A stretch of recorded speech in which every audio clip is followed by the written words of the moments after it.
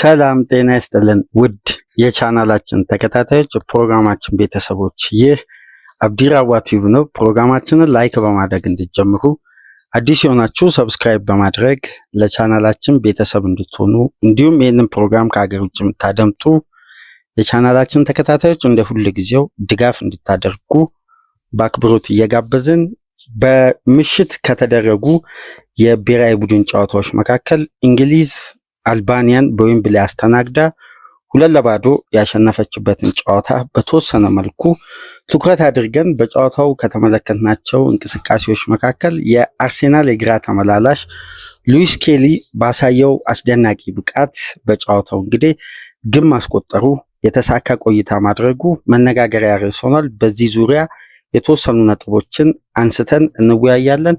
ከዚህ ፕሮግራም በመቀጠል እንግዲህ የኢትዮጵያ ብሔራዊ ቡድን ከግብጽ ጋር ያደረገውን ጨዋታ በሞሮኮ ይዘንላችሁ እንመጣለን። የእንግሊዝ ብሔራዊ ቡድን ጨዋታ እንግዲህ ምሽት 5 ሰዓት ስለተደረገ ቀደም ብሎ የተሰናዳ ፕሮግራም ስለሆነ የሉዊስ ኬሊን በማስቀደም ነው የጀመርነው። የኢትዮጵያ ከግብጽ ጋር ምሽት 6 ሰዓት የጀመረ ጨዋታ ስለነበር ይሄ ጨዋታ ቀደም ብሎ ተጠናቆ ውጤቱንም እንቅስቃሴውንም በተወሰነ መልኩ ስለተመለከትን የእንግሊዝና አልባኒያ በተለይ ደግሞ የሉዊስ ኬሊ የሜዳ ውስጥ ቆይታ ምን ይመስላል የሚለውም በተወሰነ መልኩ በዚህ ፕሮግራም እንመለከታለን። ሌሎች መረጃዎች፣ ወቅታዊ የዝውውር ጥቆማዎችም የያዙ ሌላ መረጃም ይዘንላችሁ እንቀርባለን። ከፕሮግራማችን ጋር ቆይታ ስታደርጉ የተለያዩ መረጃዎችን ጊዜና ሰዓታቸውን ጠብቀው ወደ እናንተ የሚደርሱ ይሆናል። እንግሊዝ በአሰልጣኝ ቶማስ ቱኸል እየሰለጠነች የመጀመሪያ ጨዋታ በዌምብሌ ባደረጉበት ወቅት እንግዲህ እንግሊዞች 2-0 ማሸነፍ ችለዋል። ከረፍት በፊት በሉዊስ ኬሊ ግብ፣ ከረፍት በኋላ ደግሞ በሃሪ ኬን 2-0 ማሸነፍ ችለዋል። በዚህ ጨዋታ ከተመለከትነው ወሳኝ ጉዳይ መካከል ለመጀመሪያ ጊዜ በ18 ዓመቱ ከ176 ቀን ላይ ለእንግሊዝ ብሔራዊ ቡድን ጥሪ ተደርጎለት በልዩነት ያመሻው ሉዊስ ኬሊ የአርሴናሉ የግራ ተመላላሽ በእንግሊዝ ብሔራዊ ቡድን ታሪክ በዚህ እድሜ በመጀመሪያ ጨዋታው ግብ ያስቆጠረ ተጫዋች የለም። እንግዲህ የእንግሊዝ የምን ጊዜውም በወጣት እድሜው ከ18 ዓመት 176 ቀን ላይ ሆኖ ግብ ያስቆጠረ ብቸኛ ተጫዋች ሆኗል። ከዚህ ቀደም ይሄ ሪከርድ ተይዞ የነበረው በማርከስ ራሽፎርድ 2016 ነበር። አውስትራሊያ ላይ ማስቆጠር የቻለው በ18 ዓመቱ በ209 ቀን ላይ ያለ ነበር። ራሽፎርድ አውስትራሊያ ላይ አስቆጥሮ በወጣት እድሜው እንግዲህ ለእንግሊዝ ብሔራዊ ቡድን በጊዜ ግብ ማስቆጠር የቻለ ብቸኛ ተጫዋች ነበር። ከዚህ ቀደም እነ ማይክል ኦዌን፣ ዋይን ሩኒ ይህን ሪከርድ ይዘው ነበር በ18 ዓመታቸው ግብ በማስቆጠር ለብሔራዊ ቡድን።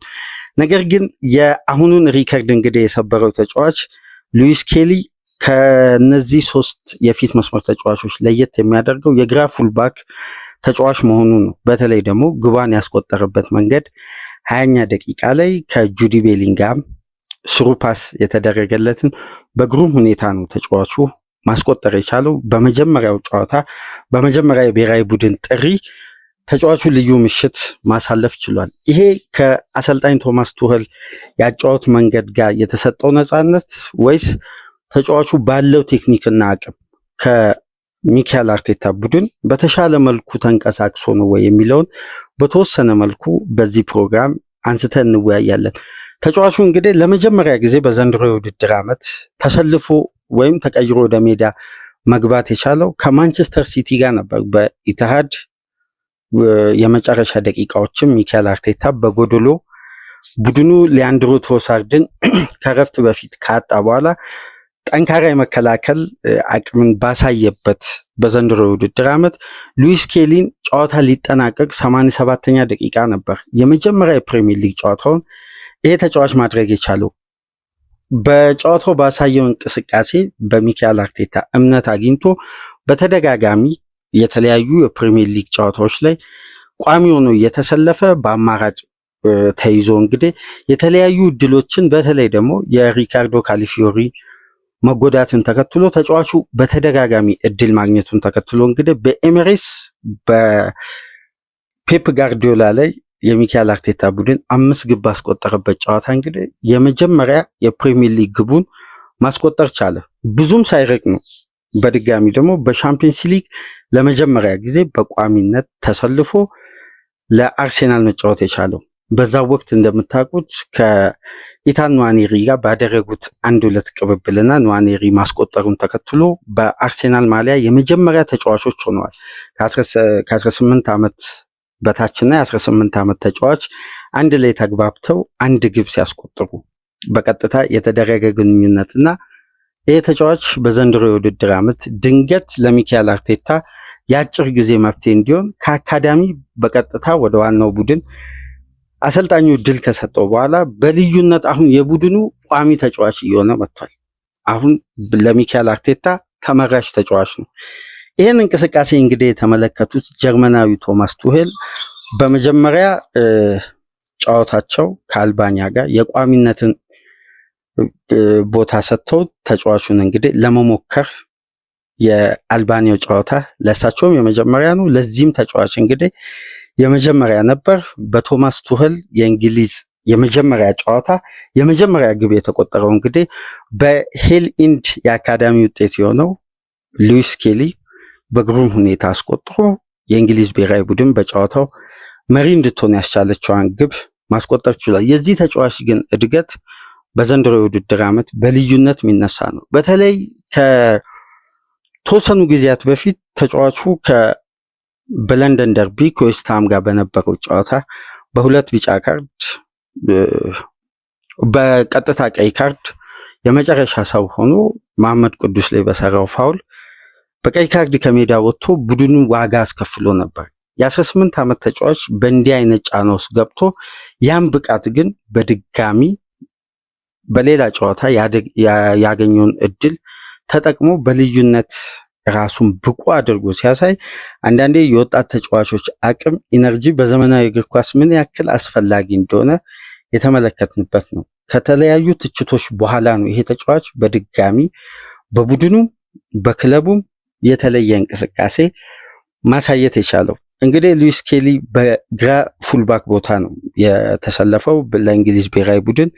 ነገር ግን የእንግሊዝ ብሔራዊ ቡድን ያለፉትን ጊዜያት በርካታ ክፍተቶች ከነበሩበት ፖዚሽን መካከል አንዱ የግራ ተከላካይ ነው። በተለይ ደግሞ ከአሽሊ ኮል በኋላ የእንግሊዝ ብሔራዊ ቡድን ጥሩ ግራ ፉልባክ አላገኘም ተብሎ በተለያየ መልኩ ይተች ነበር።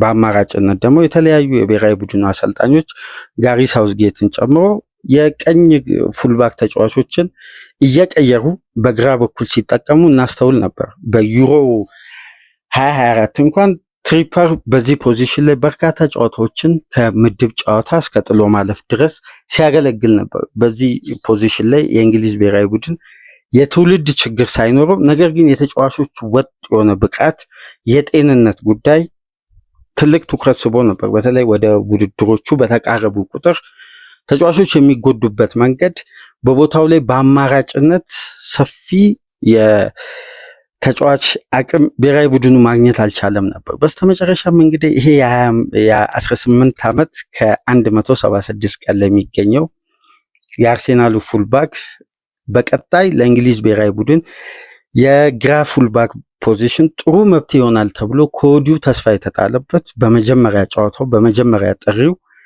በቶማስ ቱሄል ውስጥ መልካም የሚባል ደቂቃዎችን በሜዳ ውስጥ ማሳለፍ ችሏል። የተሳኩ 56 ፓሶችን ከተከላካይ ስፍራ ያደረገ ብቸኛ ተጫዋች ሆኖ በጨዋታው ደግሞ ከጁዲ ቤሊንጋም፣ ኮርቲስ ጆንስ ከክለብ ጓደኛው ደክላን ራይስ ጋር በመሆን የአማካዩን ስፍራ በቁጥር ከፍ አድርጎ አሰልጣኙ የሰጡትን ሚናም እንዴት ሲወጣ እንደነበር ጨዋታውን ለተመለከተ እንግዲህ የስኬሊ እንቅስቃሴ በልዩነት የሚነሳ ነውና ይሄ ተጫዋች የመጀመሪያ የእንግሊዝ ብሔራዊ ቡድን የምንጊዜውም በወጣት እድሜ በመጀመሪያ ጨዋታው ግብ ያስቆጠረ በማርከስ ራሽፎርድ ተይዞ የነበረውን ሪከርድ መስበር የቻለ የአርሴናል የግራ ፉልባክ ተጫዋች ሆኗል። እንግዲህ በተለያዩ አጋጣሚዎች የአርሴናል ወጣት ተጫዋቾች እንግዲህ ለእንግሊዝ ብሔራዊ ቡድን በ18 ዓመት ወይም ከዛ በታች ሆነው ጥሪ ተደርጎላቸው ተጫውተው ያውቃሉ። ለምሳሌ ቲዮ ዋልኮት በመጀመሪያ ጨዋታው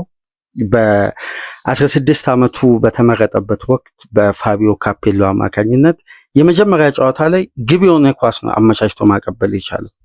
እንዲሁም ጃክ ዊልሸር በተጠራበት ጨዋታ ምንም እንኳን በግብ ላይ ቀጥተኛ ተሳትፎ ባይኖረውም ተጫዋቹ የጨዋታው ኮከብ ተብሎ ነበር በመጀመሪያ የእንግሊዝ ብሔራዊ ቡድን ጨዋታ ባደረገበት ወቅት። እንዲሁም ቻምበርሌን በአርሴናል ከሳውዛምፕተን ወደ አርሴናል ከተዘዋወረ በኋላ ከአንድ ዓመት የአርሴናል ቆይታ በኋላ በ17 ዓመቱ ጥሪ ተደርጎለት በተመሳሳይ በመጀመሪያ ጨዋታ ጥሩ እንቅስቃሴ ማሳየት ችለዋል። ነገር ግን የሉዊስ ስኬሊ በግብ በታጀበ መልኩ ነው የመጀመሪያ የእንግሊዝ ብሔራዊ ቡድን ጨዋታውን የጀመረውና ለዚህ ተጫዋች እንግዲህ ከጨዋታው በኋላ ቱኸል የተለየ ሙገሳና ከዚህ በተሻለ መልኩ በቀጣይ ከተጫዋቹ እንደሚጠብቁ ገልጸው ስኬሊን በተለየ ሁኔታ አድንቀዋል። ነገር ግን የእንግሊዝ የግራ ተመላላሽ ፖዚሽን በተደጋጋሚ የሚነሳበት ትላልቅ ችግሮች አሉት። ለምሳሌ ይሄ የተከላካይ ስፍራ እድል ለመፍጠር ግብ ለማስቆጠር በማጥቃቱ በኩል ያለው አቅም አልፎ አልፎ በጤንነቱ ጥሩ ከሆነ ምርጫ ተደርጎለት ወደ ብሔራዊ ቡድኑ ሲመጣ የቤን ቺልዌል እና የሉክ ሾው እንቅስቃሴ ነው በጥሩ ሁኔታ የሚነሳው። ነገር ግን ሁለቱም ተጫዋቾች በክለብ ደረጃ በሚያደርጉት ጨዋታ ተደጋጋሚ ጉዳት ስለሚያጋጥማቸው በዚህ ፖዚሽን ላይ እስካሁን ድረስ ይሄ ተጫዋች ተሰልፎ እስከሚያገለግል ድረስ አንድ ጊዜ ነው ሾው በፍጻሜ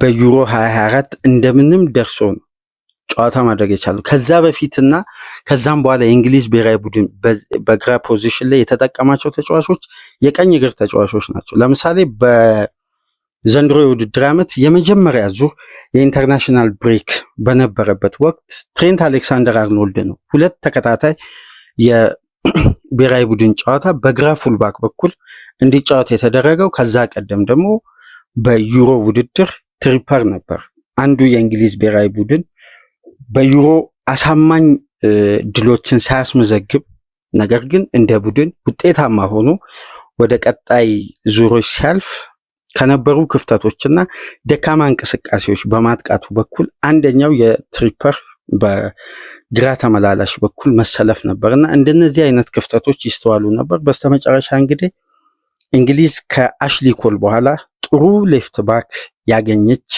ይመስላል። የሉዊስ ስኬሊ የመጀመሪያ ዙር የብሔራዊ ቡድን እንቅስቃሴ እንግዲህ አሽሊ ኮልንም እንደምታውቁት የአርሴናል ተጫዋች ነበር።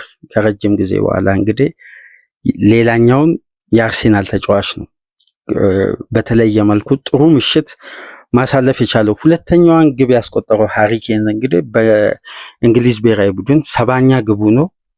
እንዲሁም በሶስት የተለያዩ አሰልጣኞች በሆይሰን፣ በጋሪ ሳውዝጌት አሁን ደግሞ በቶማስ ቱኸል እየሰለጠነ በሶስት የተለያዩ አሰልጣኞች ግብ ያስቆጠረ ብቸኛ አጥቂ ሆኗል። ይሄ ተጫዋች እንግዲህ በእንግሊዝ ብሔራዊ ቡድን ላይ ከፍተኛ ቁጥር ያለውን ግቦችን እያስቆጠረ በየውድድር ዓመቱ የፊት መስመር ተመራጭ ተጫዋች ነው። ከዚህ ቀደም አብሮ በጋራ በባየር ሙኒክ መስራታቸው ይታወቃል። ተጫዋቹን እንግዲህ በተለየ መልኩ ቱሄል እንደሚያደንቁት ይታወቃል።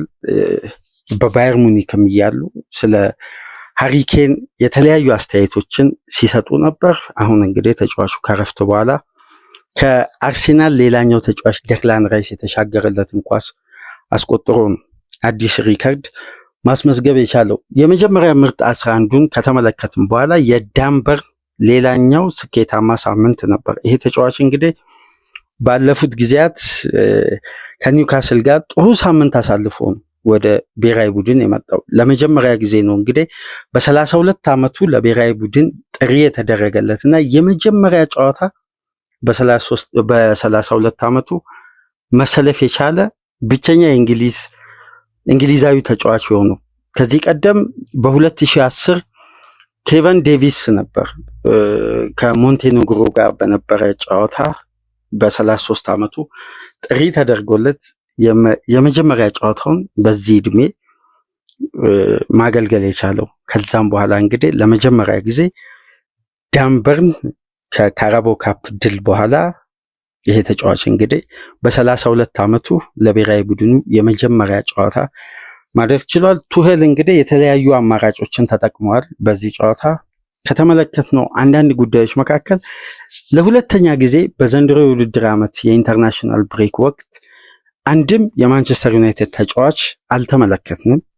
ይሄ ደግሞ በዩናይትድ ቤት እንደቀድሞ በአንዴ በርካታ እንግሊዛዊ ተጫዋቾችን በፈርጊ ጊዜ ሲያስመርጥ የነበረው ማንቸስተር አሁን ያሉትም አማራጮች በጉዳት ምክንያት ከሜዳ ርቀው እነ ማውንት፣ ሜኑ፣ እነ ሉክሾ ለብሔራዊ ቡድናቸው እንግዲህ በጉዳት ምክንያት ጥሪ አልተደረገላቸውም። በዘንድሮ የውድድር ዓመት ለክለባቸውም በርካታ ጨዋታ ማድረግ አልቻሉም። በሙሉ ጤንነት ደግሞ እያንዳንዱን ጨዋታ ላይ መገኘት አልቻሉም። ይህንን ተከትሎ የማንቸስተር ዩናይትድ ተጫዋች አልተመለከትም። ነገር ግን የማንቸስተር ዩናይትድ ንብረት የሆነው ራሽፎርድ ከአንድ ዓመት በላይ ከቆየ በኋላ ነው ለመጀመሪያ ጊዜ በቱሄል ጥሪ ተደርጎለት በተለይ አሁን ላይ በአስቶን ቪላ እያሳየ ካለው ብቃት መነሻ በማድረግ ይሄ ጀርመናዊ ተጫዋቹን በድጋሚ ጥሪ አድርገውለት በተሻለ ሁኔታ ማጠናቀቅ ችሏል ጨዋታውን። እንግዲህ ራሽፎርድ ሜዳ ውስጥ በቆየባቸው ደቂቃዎች በአንቶኒ ጎርደን ተቀይሮ እስከሚወጣ ድረስ በጥሩ እንቅስቃሴ ነው የጨረሰው። በተመሳሳይ የሊቨርፑሉ ኮርቲስ ጆንስም እስከ 74ኛ ደቂቃ ድረስ በአማካይ ስፍራ የ8 ቁጥር ፖዚሽን ሰጥተውት ተጫዋቹን እንግዲህ በተለየ ሙገሳ ከጋዜጣዊ መግለጫ አንስቶ ቱሄል ጥሪ ካደረጉላቸው ተጫዋቾች ውስጥ እነ ኮርቲስ ጆንስንም በተለየ ሁኔታ ሲያሞካሹ ሰምተን ነበር። ከጨዋታውም ቀደም ብሎና በርካታ ደቂቃዎችን ሜዳ ውስጥ ቆይተው ተቀይሮ ወጥተዋል። ነገር ግን በድጋሚ በእንግሊዝ ብሔራዊ ቡድን አሁንም አወዛጋቢው ጉዳይ እንደቀጠለ ነው። የፊል ፎደን የሚጫወቱበት ፖዚሽን አሁንም አልለየም። ተጫዋቹ በአልባኒያ ጨዋታ የዚህን ያክል ተጽዕኖ አልፈጠረም። እንዲሁም ጨዋታውን በቀጥታ ሲያስተላልፉ ከነበሩት ከስቱዲዮ ባለሙያዎች ሮይ ኪን በድጋሚ ፎደንን ሲተች ነበር። ጋርዲዮላ ለፎደን በከፍተኛ ሁኔታ ነፃነት እንዲያገኝ የሚያደርገውን እንቅስቃሴ ለተጫዋቹ ምቾት የሚሰማውን ፖዚሽን እየመረጠ እንዲጫወት ስለሚያደርግ በሲቲ ቤት ተጽዕኖ ይፈጥራል። ነገር ግን በእንግሊዝ ብሔራዊ ቡድን እንዲህ አይነት ምቾቶች አይኖሩም። የተለያዩ ኳሊቲ ያላቸው ተጫዋቾች ስላሉ ፎደን ነጥሮ መውጣት አይችልም። ስለዚህ ፎደን ላይ ረጅሙን ጊዜ ከመፍጀት ይሄን ተጫዋች በሌሎች ተጫዋቾች እድል በመስጠት መሞከር ያስፈልጋል፣ ጊዜ ማጥፋት አያስፈልግም የሚል ሌላ ትችት ከዚህ ቀደም ብሩኖ ፈርናንዴዝን፣ አሁን ደግሞ ፎደን ሆኗል የሮይ ኪን የትችት ሰለባ የማንቸስተር ሲቲው ፊል ፎደን ሆኗል። ነገር ግን ጨዋታውንም ስንመለከት የፎደን እንቅስቃሴ ብዙም ውጤታማ አልነበረም።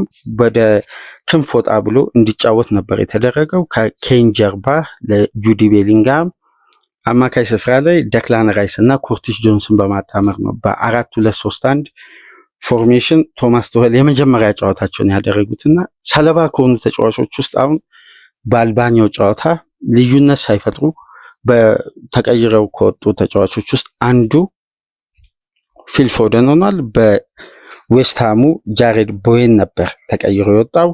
ራሽፎርድ ግን ጥሩ የሜዳ ውስጥ እንቅስቃሴ ጥሩ ቆይታ አድርጎ ነው ተጫዋቹ ተቀይሮ የወጣው በአንቶኒ ጎርደን አማካኝነት። በአጠቃላይ ግን ቶማስ ቱሄል እንግዲህ በበጎ የሚታይ መልካም የሆነ ጥሩ አጀማመር በእንግሊዝ ብሔራዊ ቡድን ጀምረዋል።